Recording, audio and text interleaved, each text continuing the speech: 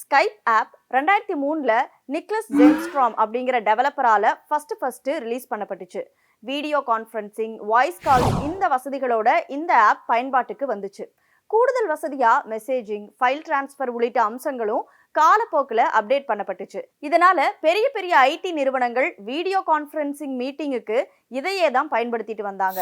Cellphone, laptop, கம்ப்யூட்டர்ல பயன்படுத்துறதுக்கு ஈஸியா இருந்ததுனால 2005ல இந்த செயலி 5 மில்லியன் பயனாளர்களை எட்டுச்சு.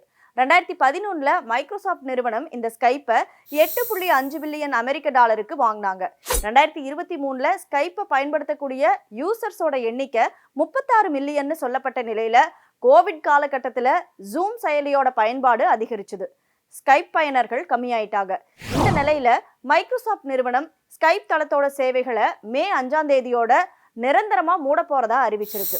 5ஆம் தேதிக்கு அப்புறமா டீம்ஸ் செயலியை பயன்படுத்திக்கலான்னு மைக்ரோசாஃப்ட் நிறுவனம் அறிவிச்சிருக்கு.